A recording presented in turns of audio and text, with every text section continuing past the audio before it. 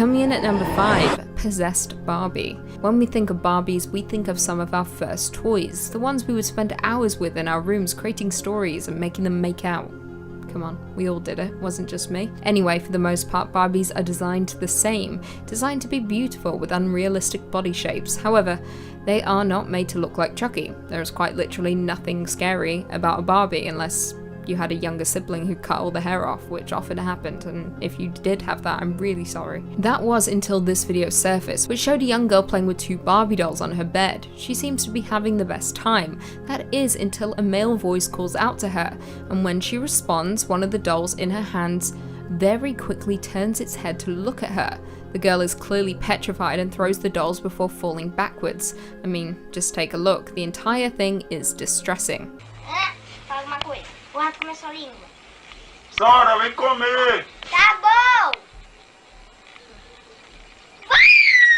Coming in at number 4, Haunted Birthday Doll. In this creepy video, a teenager can be seen holding a large doll. However, the cute clip soon turns nightmarish when the doll's head spins towards the girl's face, almost looking directly at her. Now, I should preface by saying that the doll appears to be a quinceañera doll, which is often gifted to girls on their 15th birthday, and are dressed to look similar to the birthday girl. It is to mark the last doll the girl will ever receive before officially becoming a woman. Anyway, this poor girl clearly received some kind of hellish nightmare, because her birthday doll came to life. Prior to it moving, the girl who was speaking Spanish says something along the lines of the doll being ugly, which is just downright cruel and upsetting, resulting in the doll turning its head and staring at the girl like, what the f did you just say? The girl is obviously freaked out and throws the doll down in pure terror. Worse still, unlike a lot of videos about toys coming to life, there is no humor in this one. No laughing, no grin, no smirk, just pure horror and fear in the eyes of the young girl. Bueno, aquí les presentamos a la muñeca de Bessie que se la regalaron a sus 15 años. No manches, mira. Coming in at number 3, Evil Possessed Doll. First and foremost, the doll in this video is bad news from the start, and it honestly doesn't surprise me that it might be possessed, because just looking at it sends shivers down my spine. It actually kind of looks like me, to be honest. The doll has a face as white as mine, which is quite the accomplishment, and long dark black hair with matching outfit. It is placed in the corner of the room just next to the little girl, sitting and staring off into the distance with some kind of red object, which I think is a candle, placed in front of her. Anyway, it seems the doll might have some jealousy issues, don't we all? Because in the video, the mother who is filming asks her daughter about her new toy, which the girl refers to as Lovable. Now, this was a huge mistake, because as soon as she does that, the creepy doll in the background begins to raise its arm. And as soon as it does this, the candle thing placed in front of it begins to roll away. This is absolutely terrifying because the girl seems utterly unaware of what is unfolding behind her. And worse still, no one is even close to touching the doll, meaning it is moving of its own accord. Like I said before, I think the creepy doll has some jealousy issues and isn't too happy that her owner has a new doll friend. Honestly, I would have burned the doll as soon as I saw this video. But to be fair, I wouldn't have bought that doll. It's creepy as fuck. What's his name? Lovable. Lovable? Sure his name isn't like Fred or Henry? I think his name is Henry. Coming in at number 2, we have Haunted Doll Moves. I think it's safe to say that there really isn't anything much creepier than a spooky looking old doll, am I right? Especially a lot of them. I've never trusted anyone who collects dolls. I've actually never trusted anyone who collects anything, and I'm sorry if that's you. However, one woman had a ton of old and terrifying looking dolls stored in one room of her home. On one particular day, she decided to film those dolls for a video, and she certainly got more than she bargained for. To begin, the camera pans, and we're forced to stare at each individual doll, which is spooky enough. However, one doll does something that honestly makes me never want to leave my house again. At around the 48-second mark, one of the dolls definitely moves. It's quick, but it's there. When we reach one of the baby-looking dolls, its arm quickly goes from a raised position to moving down to its side. You even hear the noise to go along with it. It happens so quickly that you almost think it could be a trick of the light or that your mind made it up. But it happens. Just take a look. Trust me.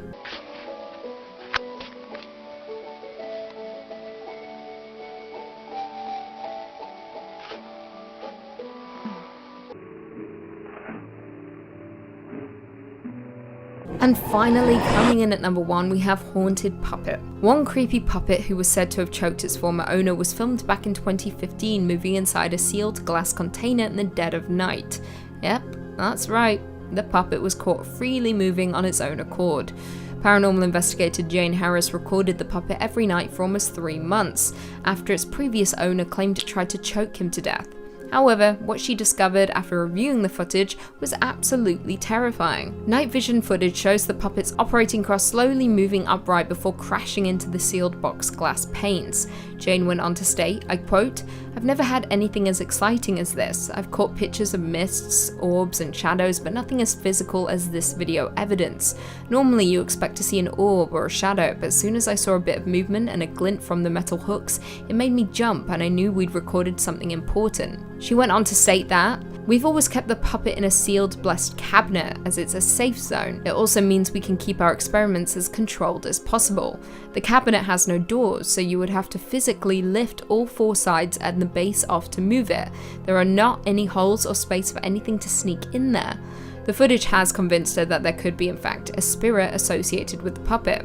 The puppet's former owner, John, inherited the puppet in the 60s following the death of his father, and he claims to have experienced minor haunting experiences which built up to one evening where he believes the spirit attached to the puppet was choking him. I quote, "I cleared out all of my dad's belongings apart from the puppet, which I left on the drawer by my bed for some reason, and that night it felt like I was being choked. I was wide awake in bed and I thought I saw a shadow move from one side of the window to the other, and was worried something was trying to scare us.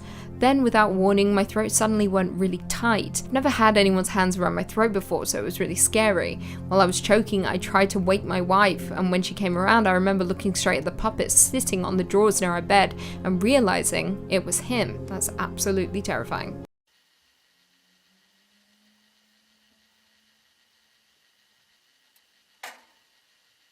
Kicking off the list at number 5, we have the clown doll from Poltergeist. This one gave me nightmares growing up, like for sure. Poltergeist was released in 1982. The original, directed by Toby Hopper and written by Steven Spielberg, it tells the story of a family that was haunted by, well, yeah, a poltergeist. These things come in many shapes and sizes, and of the hauntings that occurred, came in the form of a clown sometimes. Ooh. So this movie already has some scary history behind it, plot aside.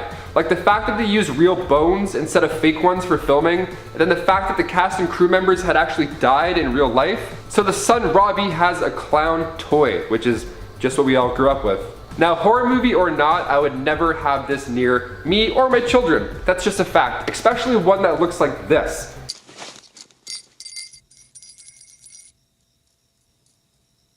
Okay, Robbie has the right idea here. Try covering the clown with like a jacket or something. I mean, yeah, of course. That thing is huge though. You would need like 5 jackets just to cover that thing and be fully at ease. So this clown doll is meant as a distraction so that the dark spirits could actually abduct Carol Ann. But this scene is so frightening that whenever people remember this movie, like myself, we all think of this scene instead. This thing is nuts. I used to hate looking under my bed for this reason. And it didn't help that I watched this when I was super young. Thanks, Mom and Dad. Awesome. Since then, the clown has been parodied numerous times, most famously from Scary Movie 2. I don't care how many times we laugh about it, this toy still gives me nightmares. I think because he's big. Like some creepy dolls are just like a foot tall or whatever. This dude is like wrapping his arm around Robbie's neck. He's like a lanky guy. If I went toe to toe with him, like, this guy's got some reach, I don't know. And before we head on over to number 4 on our list, don't forget to give this video a nice thumbs up because it really helps us out here at the studio. Thank you so much.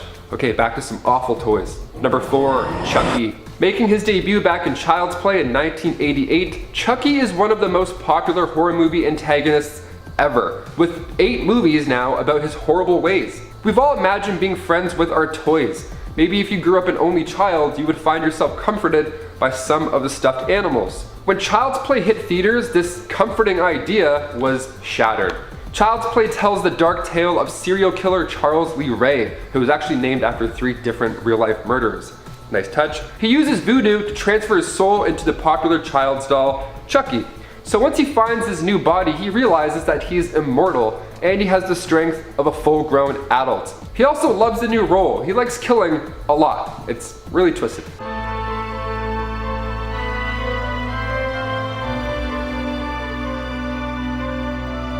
He's smart too, like he knows what he is and he uses it to his advantage. It's not like a haunted artifact where things close to it become haunted. No, this is the soul of a serial killer. He's the same guy, he just has a small body.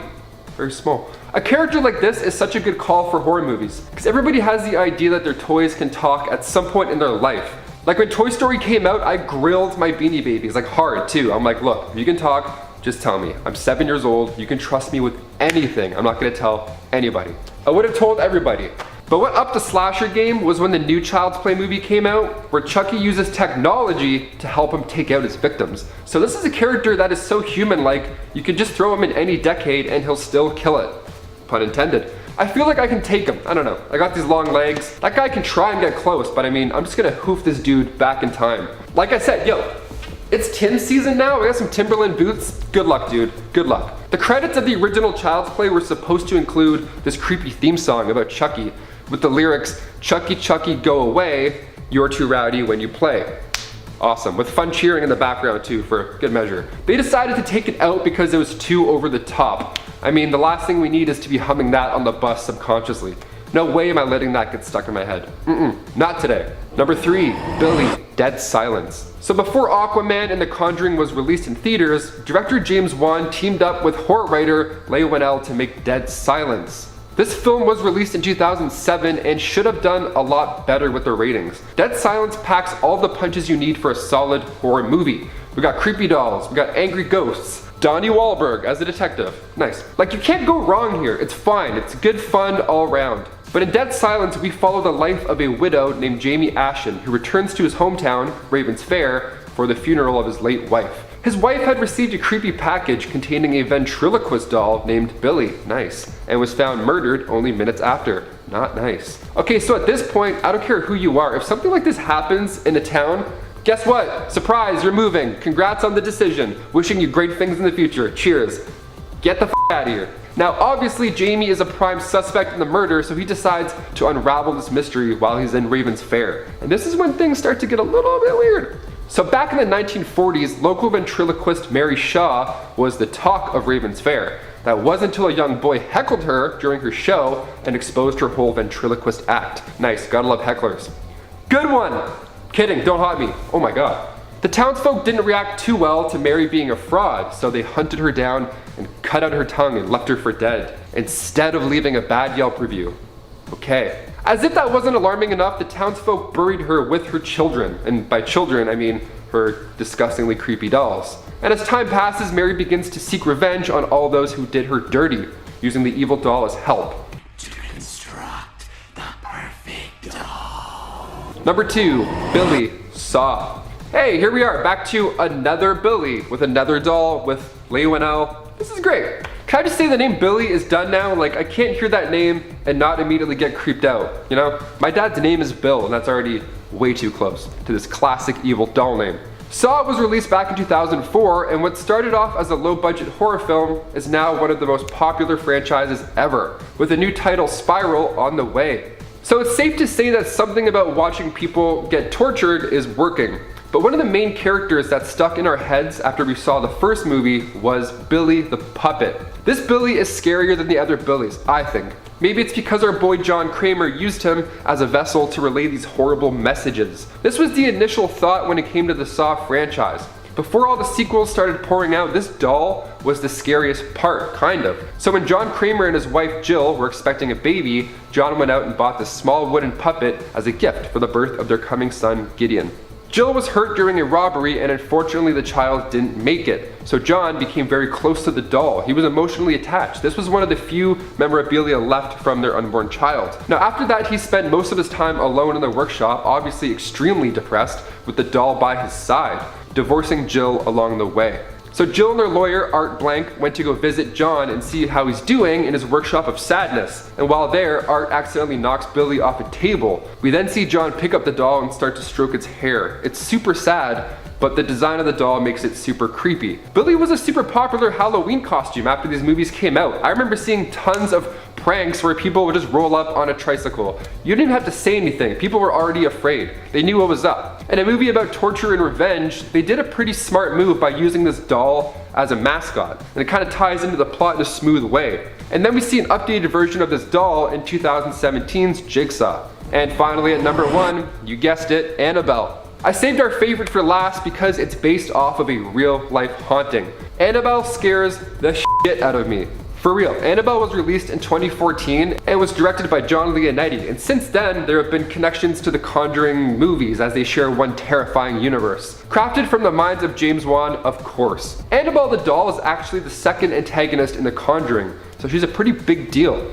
So Annabelle is a powerful demonic entity that latches itself onto a porcelain doll, terrifying the owners. So Ed and Lorraine Warren are real people. These are real stories. They just also happen to be fantastic horror films as well. The actual Annabelle doll looks less scary, I think? I mean, she looks less likely to murder you, if that helps, I don't know. Ed and Lorraine Warren got the doll from a student nurse in 1970. They had told the Warrens that the doll was behaving suspiciously, and then a psychic told the students that the doll is indeed the vessel being used by a spirit, or a deceased girl named Annabelle. So the student and her roommate heard this and thought, okay, we're just gonna try and take care of the spirit, you know, nurture it almost. The doll, on the other hand, had different intentions. Annabelle would often display malicious and frightening behavior. Also, no, I would not try and nurture a haunted doll. If a psychic told me that, I wouldn't even stick around for a second. I wouldn't even pay. I'd be like, thank you so much. Here's my belongings, just take everything. I'm gonna disappear. The doll itself was deemed demonically possessed by the Warrens. That's like a verified badge, but for demons. When Annabelle Comes Home was released, The Hollywood Reporter spoke to Tony Spera, the real-life occult museum curator and an actual son-in-law of Ed and Lorraine Warren. Spera confirmed that the Annabelle doll is accurately portrayed in the films. Huh? The main difference being the appearance. That's it. Lorraine Warren even says looks are deceiving. It's not what the doll looks like that makes it scary, it's what it has been infused with inside the doll. So sleep in fear, folks. There you go. Coming in at 5, Furby. This creepy tale comes from Reddit user GRZMNKY, who said, I quote, "A friend bought me a Furby as a joke while we were stationed in Germany. The one she got me was red and black and evil looking. Fast forward a couple weeks after losing interest in the thing, I'm sleeping and I suddenly hear this demonic gravelly voice come from my bookshelf. Not the sound of batteries running out, but a seriously demonic voice. I jump up and turn on the lights and search for the sound. I hear it coming from the top shelf, and when I look, nothing is there. Suddenly I hear the voice behind me, and the little bastard is sitting on top of my wall locker, just repeating this ka ka ka a sound. Then it says, hello my son, I miss you. I immediately took it out to the burn pit and cleansed it with fire. It screamed as it burned. I can still hear those screams 10 years later. Whoa, okay. I truly hope this story is legitimate because it's absolutely horrifying. I love it. A plausible answer to the demonic Furby could be that the friend who gifted the Furby perhaps replaced its voice recording with their own as a way to freak out their friend, although I'm assuming after 10 years the friend would eventually admit to it, unless they're playing the long game, which I respect. Coming in at number 4, a song in the middle of the night. This story comes to us from Reddit user Alira1228, who said, when I was like 7 or 8, my dad gave me a Madame Alexander doll, which started my love of beautiful porcelain dolls. My mum's boyfriend learned this and got me a cheap porcelain doll for Christmas. It had one of those wind-up things on the back and would play Sweet Child of Mine. I liked it at first until in the middle of the night it would just start playing by itself. It moved to the very back of my closet after that, and then I left it there when I took my sister's room when she moved out. My brother, who inherited the old room, said he found the doll because he would hear it playing in the middle of the night too. I mean, I can imagine after a dozen times of hearing Sweet Child of Mine it would get annoying. I assume what happened here was the cheap doll had some sort of malfunction in its system, or some wires were crossed, or you know, it was possessed. One of those things. Coming in at number 3, She's Watching You. This story comes to us from Reddit user Twatwaffle83. Great name, by the way. They said, you know those cheap plastic dolls that you can get at craft stores that you can knit or crochet elaborate dresses for? Popular with grannies. My mum received one of those dolls with purple dress from an elderly neighbour lady not long before the lady passed away. My mum had a blue armchair in her bedroom and had the doll sitting on it. She always kept the door open. Every time I would pass her room, the doll would turn its head to look at me. My nephew, who's not much younger than me, experienced the same thing. I had nightmares about that doll. I just hated it. Eventually my mum gave it away and I was beyond relieved. beast. Yep, that's terrifying. Just the idea that some people have experienced in the flesh their toys or dolls moving is horrifying. I would have burned that doll the moment its little head turned. No thank you. Coming in at number 2, the bunny. This one comes to us from Reddit user IcePhoenix18, who said, I had a little plush bunny from Easter that played music when you squeezed its tummy. I kept it in a drawer in my closed closet. One morning at 5 AM I woke up to something landing on my stomach. It was the bunny, playing the music incredibly slowly. I got up and threw it into the hall because it scared me. When my mum came to wake me up, I asked her if it was still there. Nope, she still doesn't remember anything to do with that bunny 12 years later. Well, I mean, experiencing a toy come to life is one thing, but knowing your family have zero recollection of the doll ever even existing is another. Was it all an elaborate dream, or was this a possessed bunny currently seeking out its next victim? Let me know your thoughts in the comments below. And lastly, in at number 1, the floppy bear. Our last story comes to us once again from Reddit, uploaded by Zanky. They said, when I was a little kid I used to sleep with a bed full of soft toys. I had my large bears and Noah, the awesome polar bear that has never left my side since I got him. I fell asleep after a few hours of being trapped in my room, but something woke me up after my mum had gone to bed. It was very early in the morning, 1 to 2 AM, and I could hear something. I stayed very still and listened. Then I felt it. One of my soft toys climbed over me and slid off the side of the bed and onto the floor with a thud. I tried to catch it moving, but it was just standing next to my bed. It was a floppy toy bear, so it couldn't stand on its own. I grabbed it and asked it what it was doing. It didn't say anything or move. I dumped it back on the bed and fell back to sleep after a while. I made sure all the dolls and soft toys apart from Noah left my room after that. I've tried to rationalize it since. I was still pretty young when it happened, under 10, but I remember it so clearly. I was not dreaming. I know I wasn't. I had a rabbit, but it wasn't her. She slept in her hutch outside in the summer and nothing had gotten into the house. She also didn't move like I had felt either. I don't know what else it could have been. This happened before I saw a black hooded thing standing next to my bed one morning, but after something had woken me up, scratching my leg in the night. Whatever that was bolted when it realized I was awake. It was small. I thought it was my dead guinea pig, that he was upset with me because he died, but now I'm not so sure. Well, this story went on a journey that I was not expecting. I mean, the dark figure makes sense. Many people experience sleep paralysis during the night, with images from their dreams spilling over into the awake state. But to assume it is your dead guinea pig is a whole other thing that I can't quite explain. And then the toy standing up on its own, creepy. No thank you. Again, I'm going with some sort of sleep paralysis experience, but what do you guys think? Kicking off at number 5, the video game in Brain Scan 1994. Whatever happens is up to you, but don't let your time run out. I do. Game over. You lose. Alright guys, it was the 90s. It was a time before anyone truthfully knew the scale of the impact that technology would have on our lives, and it was a time when video games were still looked at as a thing that inadvertently rotted children's brains. Come on guys, you've got TV for that. Well, in the case of Brain Scan, they didn't just rot their brains, but this video game turned them into a straight up psychopathic killer without them even realizing it. Written and directed by Brian Owens and John Flynn respectively, Brain Scan tells the tale of Michael Brower, played by Edward Furlong, aka John Connor himself, a lonely kid who lives an isolated existence in his absent father's mansion. Turns out that Michael is a huge fan of horror films and video games, and his buddy tells him about a brand new, ultra realistic, cutting edge game called Brain Scan. Of course, he sends off for the disc and unwittingly summons a demonic game show host known as the Trickster, who coerces Michael into murdering his friends and family. Yeah, pretty cutting edge technology. Sorry, that was a terrible pun. Swinging in at number 4, The Masks from Halloween 3 Season of the Witch.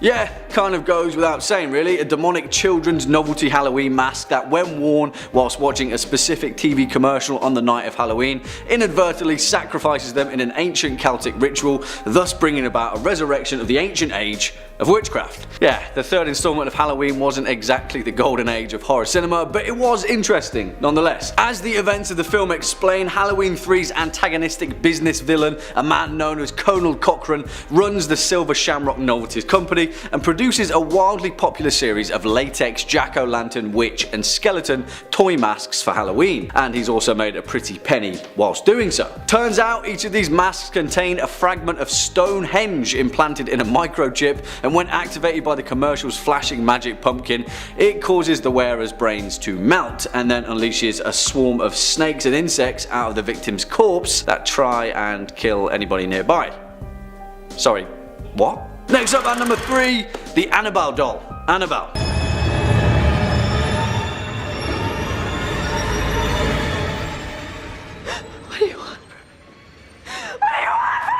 And you were just waiting for this little demon doll to turn up, weren't you? Because it can't be a scariest demonic toys list without Annabelle. And why anyone would ever be cruel enough to stick this abomination in front of an innocent child, I have no idea. Although the original doll that Annabelle is based on is a much more timid Raggedy Ann doll. Making her first appearance in James Wan's 2013 showstopper The Conjuring, Annabelle was such a demonic hit that she's gone on to spawn her own feature film, a much better prequel, and an upcoming 2029 sequel. As the events of the first film explain, Annabelle is a rare vintage porcelain doll that has a habit of demonically possessing anyone near its vicinity, and it's implicitly tied to a cult that is hell-bent on summoning in supernatural beings to our realm. Along the way, Annabelle kind of becomes a bit of a Russian doll of demonic host upon demonic host, but it's not until the events of Annabelle Origin where we learn that the toy itself was created by a toy maker named Samuel Mullins for his daughter, Annabelle. Tragically, she was later killed in a car accident, and her parents then accidentally summoned an infernal demon in their grief who chose the convenient porcelain doll as its vessel. Why is it never like a plastic duck or a Furby? Actually, scratch that. Furbies are terrifying. Coming up next at number 2, the Lament Configuration Hellraiser. What's your pleasure, Mr. Cotton? The box. The definition of curiosity killing the cat, and you'd be really unfortunate to ever mistake this thing for a Rubik's Cube, because that'd be really bad. Well, turns out that the Lament Configuration, which is seemingly an ancient puzzle box making up an entire collection of the same boxes that appear throughout Clive Barker's Hellraiser series, and also just so happened to summon a gash's worth of Cenobites to your door once you've completed the puzzle. In the fictional canon, the boxes were created by Philippe Le Marchand, a French toy maker who makes the Lament Configuration for a wealthy aristocrat who is obsessed with dark magic. To make the box, Le Marchand and his servant Jacques kill a woman and remove her inner organs and use the woman's skin to summon the demon princess Angelique. Well, yeah, that kind of sets the precedent for the rest of Clive Barker's amazing Cenobite Hellraiser series, and thus anytime someone unwittingly starts playing with the Lament Configuration, you just know that Pinhead, the Chatterer and Butterball aren't far behind. This demonic puzzle box has seen some real history throughout the Hellraiser franchise, at one point being solved by a robot at the space station Minos in the year 2127 during the events of Hellraiser 4 Bloodline. Yeah, things get a little weird. But there is one thing you can say about the Lament Configuration: it's pretty damn durable. And finally, at number 1 spot, the Good Guys doll, Child's Play. I am a vintage, mass-marketed children's toy from the 80s. Standing right in front of you, holding a very sharp scalpel. And of course, because it really can't be a demonic toys list without Chucky rearing his cute little latex head. And it's on the Good Guys company to accept responsibility for this retail disaster, really, because even after the events of the first Child's Play film, they found themselves attempting to repair their public image, despite the fact that one of their dolls had been possessed by Charles Lee Ray, aka the Lakeshore Strangler, aka Chucky, in a bizarre voodoo ritual whilst avoiding prison, who then went on a 7-movie homicidal killing spree. You'd think they'd just kind of give up the ghost, right? Well, as we all know, in the events of the first Child's Play, created by Don Mancini and first released in 1988, all little Andy Barclay wants is a Good Guy doll, until his hard-working single mother manages to find one dirt cheap, being sold by a homeless guy down an alleyway. Well, yeah, it turns out that this doll in particular is the demonic vessel for the serial killer known as Chucky, and what plays out is one of the most captivatingly original cult horror slashers in recent memory. It's also absolutely hilarious.